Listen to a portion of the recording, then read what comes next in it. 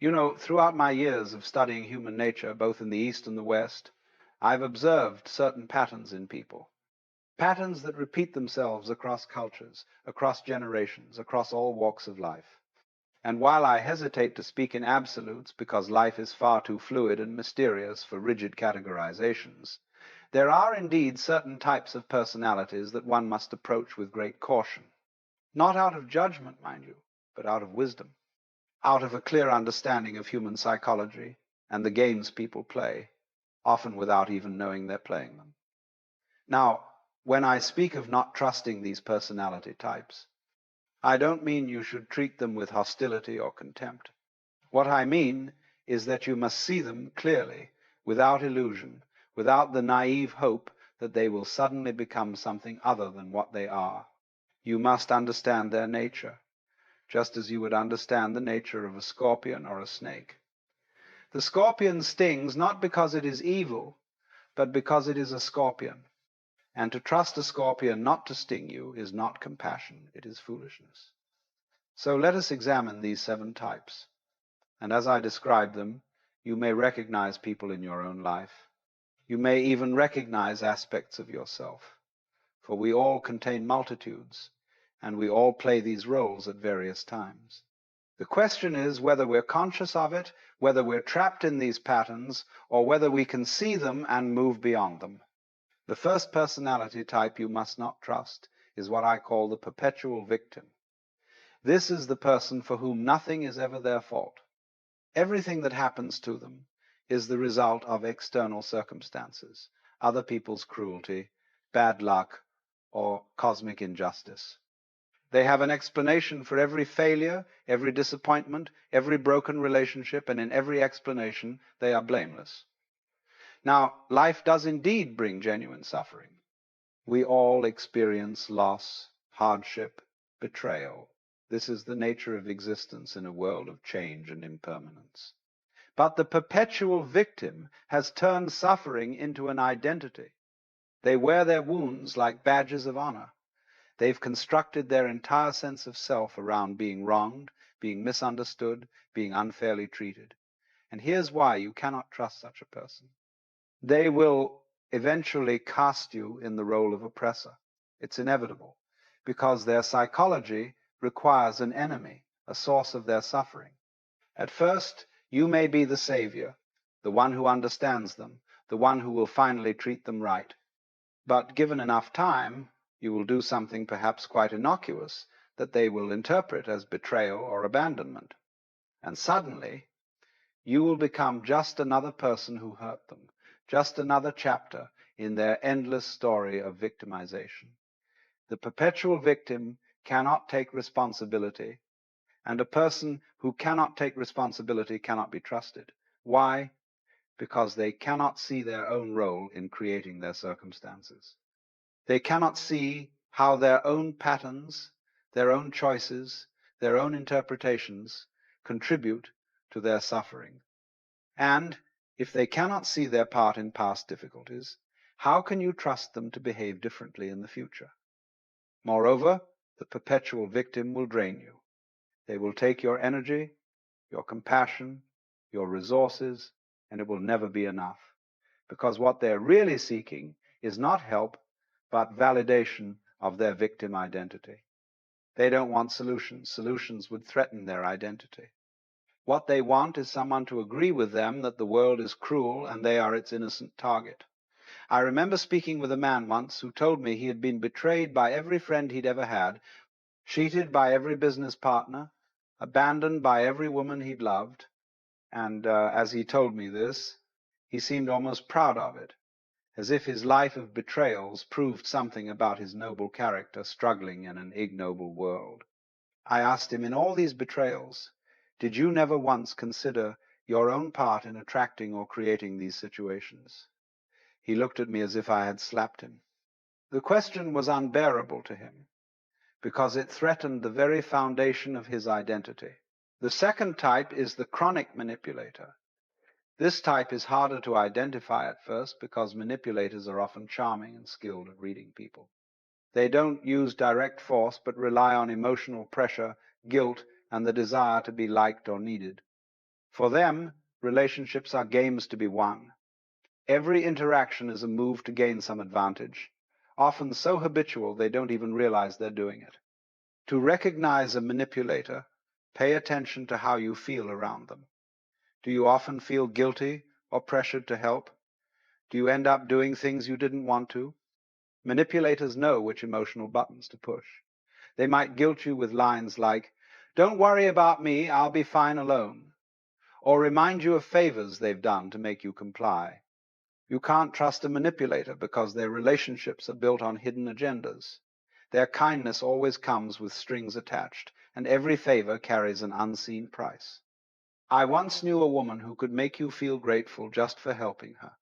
She never asked directly, she'd sigh, mention how hard things were, and before you knew it, you were solving her problems for her while she smiled and thanked you. The tragedy of the manipulator is that they never form genuine connections. They're always performing, calculating, and controlling, surrounded by people, yet always alone. The third personality type to be wary of is what I call the righteous crusader. This is the person who is absolutely certain they are right about everything. They have discovered the truth, whether it's a religious truth, a political ideology, a dietary philosophy, or a moral code, and now they're on a mission to convert everyone else. Now, having convictions is not the problem. Having passion for what you believe is not the problem. The problem is the absolute certainty, the complete inability to entertain doubt, the total identification with their position. The righteous crusader doesn't hold beliefs. They are their beliefs. Any questioning of their position is experienced as a personal attack. These are dangerous people because they're willing to sacrifice anything and anyone for their cause. Human relationships, compassion, even truth itself become secondary to the mission. They divide the world into the enlightened and the unenlightened, the saved and the damned, the pure and the corrupt. And they place themselves naturally, firmly, in the category of the righteous. The righteous crusader cannot be trusted because they're fundamentally dishonest, even if they don't realize it. They're not interested in dialogue or understanding. They're interested in conversion. When they appear to listen to you, they're not really listening. They're waiting for their turn to speak, already formulating their counter-argument, already fitting what you say into their pre-existing framework. I remember encountering many such people in my early days of teaching about Eastern philosophy. Some would come to me already having decided that Buddhism was the answer to everything, and they wanted me to confirm their certainty. When I would suggest that perhaps there were many paths, that perhaps mystery was more important than certainty, they would become upset. I wasn't giving them what they wanted, which was absolute validation of their position. The righteous crusader is often driven by fear, fear of uncertainty, fear of the vast unknowability of existence, fear of their own doubts. They've constructed a rigid belief system to protect themselves from the terrible openness of not knowing. And they cling to this system with desperation, because without it, they would have to face the abyss.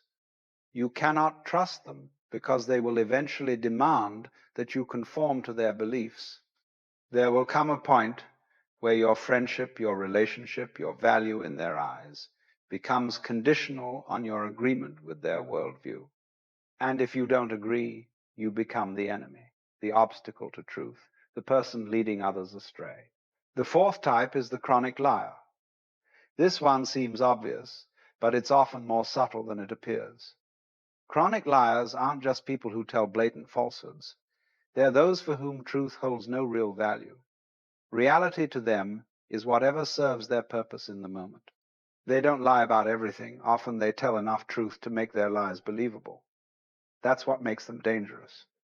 They blend honesty and deception so skillfully that you can't tell where one ends and the other begins.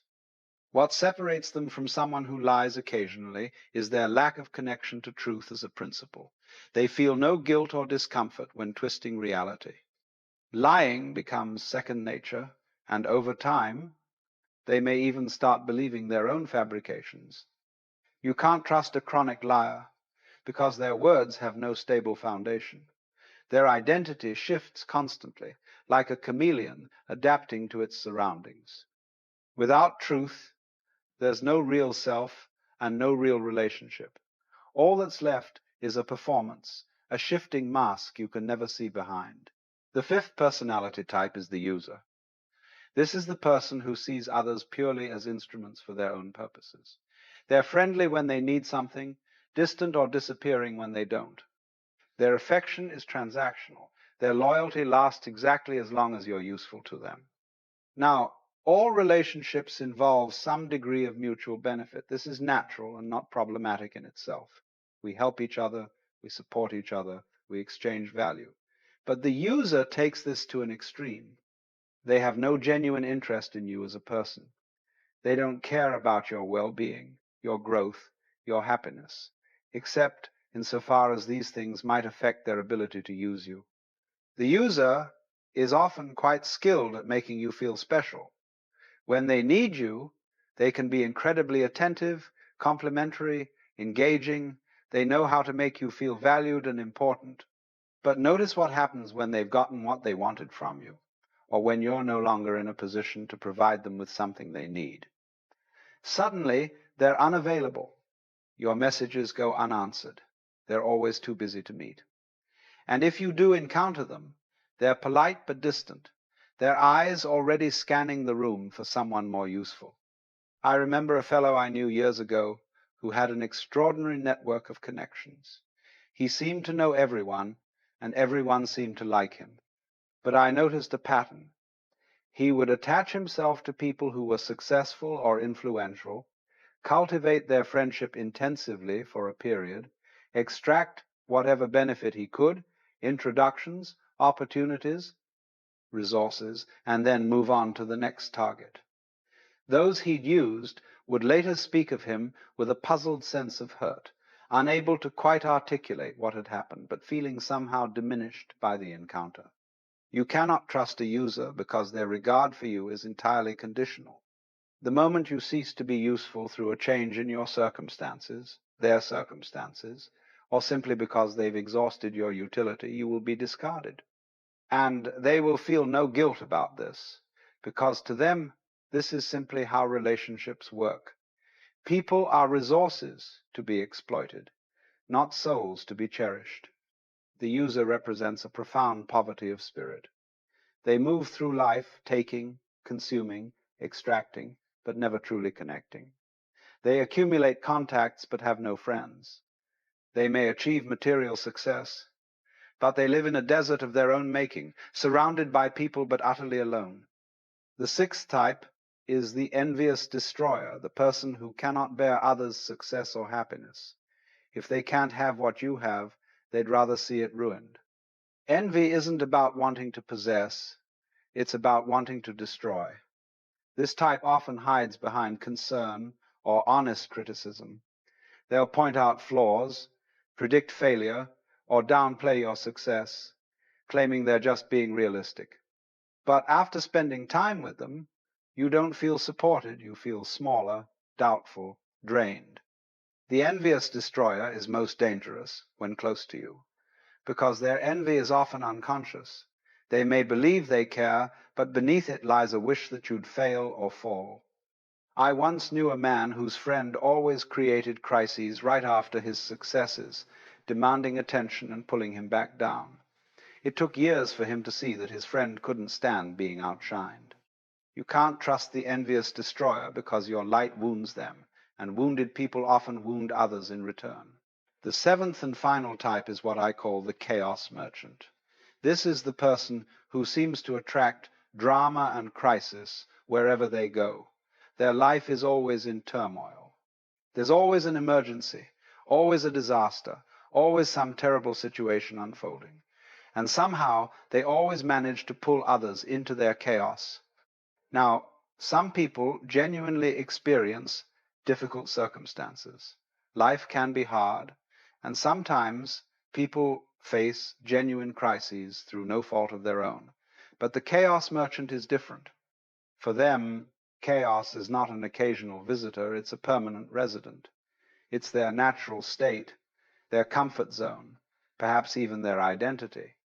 The chaos merchant creates drama because they're addicted to intensity. Calm feels like death to them. Peace feels like absence. They've become so accustomed to crisis that they literally don't know how to function without it. And so, when things start to settle down, when life begins to stabilize, they unconsciously create a new crisis. They pick a fight, they make an impulsive decision, they create a problem where none existed. These people are exhausting to be around because they're like a hurricane. Everything in their vicinity gets pulled into the storm. You think you're being helpful by assisting them with their latest crisis, but you're actually enabling their pattern. You're giving them the attention and intensity they crave, which only reinforces their behavior. I remember a woman who would telephone me at all hours, always with some urgent situation. Her landlord was threatening to evict her. Her employer was treating her unfairly. Her family was betraying her. Her health was failing. And she needed advice, support, help immediately. For a time I tried to assist her, but I began to notice that no matter how the crisis was resolved, there was always a new one waiting in the wings. The moment one drama concluded, another began. It was as if she were following a script, moving from crisis to crisis with perfect regularity. The chaos merchant cannot be trusted because they will inevitably pull you into their chaos. They will make their emergency your emergency. They will make their drama your drama. And your life, which perhaps was relatively peaceful and stable, will become turbulent and exhausting. Moreover, the chaos merchant cannot be relied upon for anything requiring stability or consistency. They cannot keep commitments because their life is too chaotic. They cannot be there for you in your times of need because they're always in crisis themselves.